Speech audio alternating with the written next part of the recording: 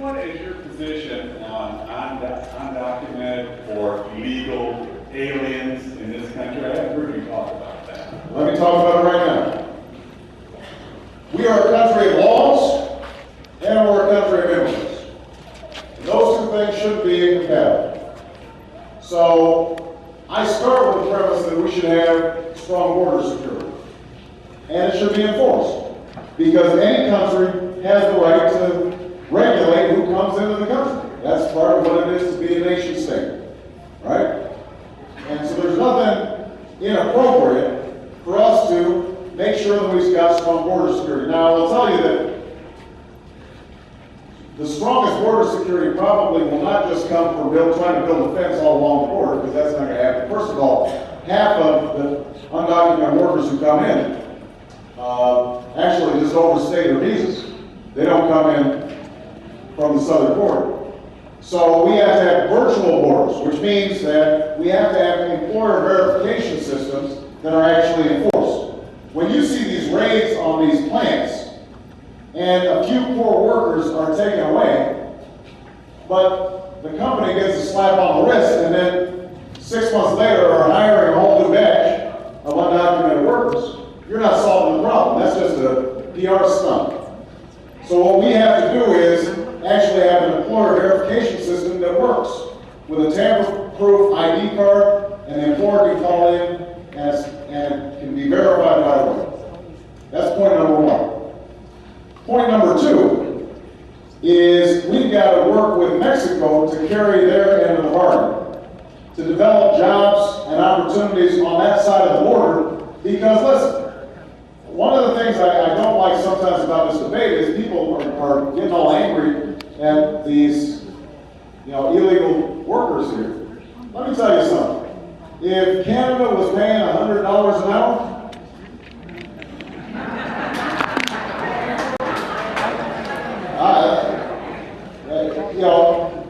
I'm telling you, there would be a whole bunch of folks heading north, whether it was legal or not, because it would give people a chance to do better for their kids. Now, the folks there, they're in much more dire straits. They can't even feed their families, and oftentimes don't have a choice. So we've got to work with the Mexican government to create more businesses, more opportunities in Mexico so they can employ their workers. That's the second thing. Now, here's the third thing, and here's the controversial part. Remember, I told folks I was going to tell you what I thought, not just what people wanted to hear. I don't think that we are going to send back 12 million people. I don't think it's going to work, and I don't think it'd be the right thing to do. We would have to devote all our law enforcement resources, all of them, to rounding up undocumented workers, putting them on buses, and sending them back home. That's what the sheriff and his deputies would be doing all day long, instead of solving crimes.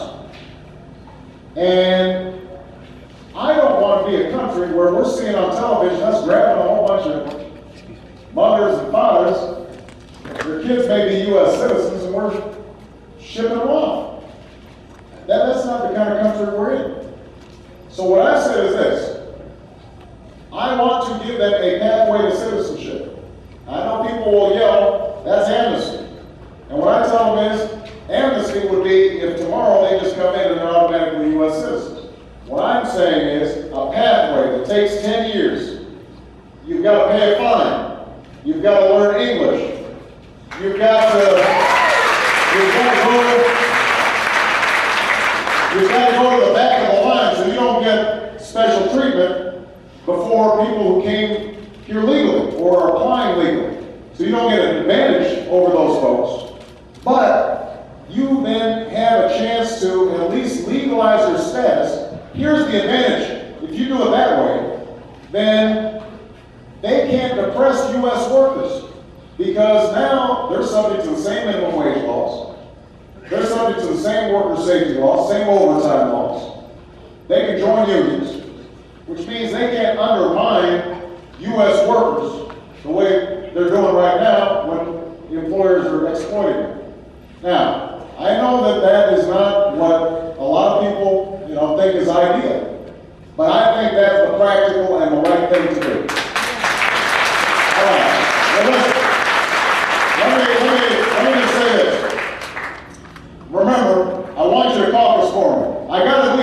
person filling out a supporter card here. But I need a few more, if you don't want me to be embarrassed in front of my staff, in front of audience. So please, if you're interested in supporting our campaign, fill out one of these supporter cards. If you're already a supporter, become a precinct captain, or find 4 more supporters for us. And I just want to close with a story, because some people, I think, feel cynical about participating in politics. The young lady here, she just said she doesn't vote up until recently, because you're cynical about what can I do, how can I make a difference. So I'm just going to tell a story. Those of you who heard it, don't get away with punchline. About a trip I took to South Carolina. You know, South Carolina is an early state like Iowa. And I was in South Carolina, in Columbia, which is the state capital, at a legislative banquet. And I was sitting next to a state representative there, and I really wanted her endorsement.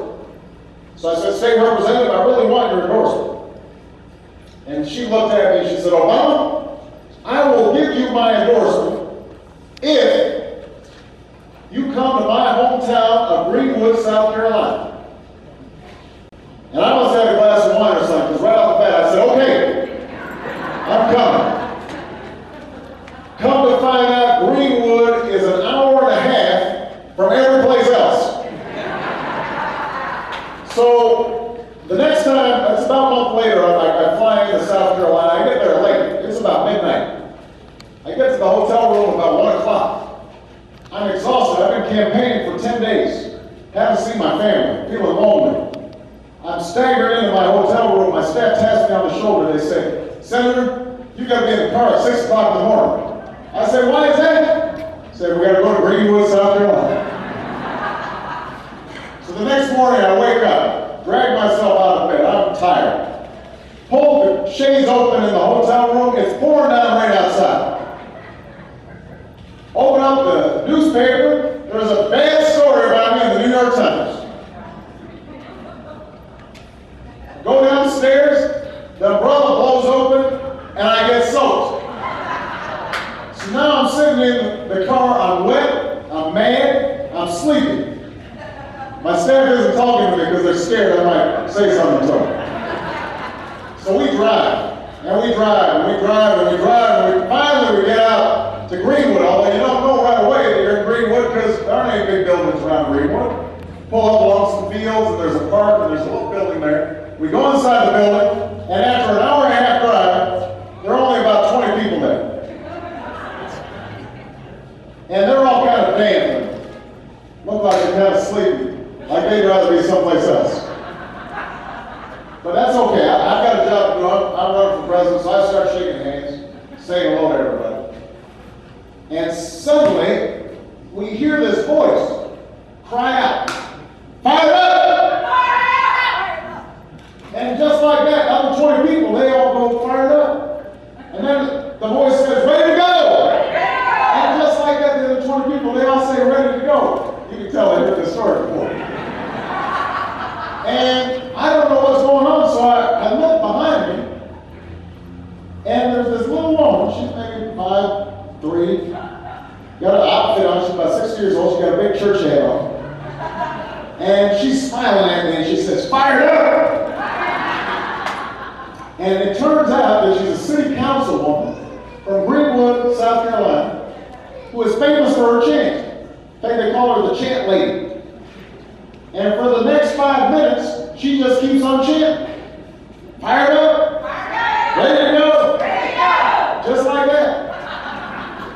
And I gotta say that at first, my staff and I, we don't know what to do because I can't talk about issues. I'm just standing there, feeling kind of out of place. But here's the thing. After about a minute, I'm feeling kind of fired up.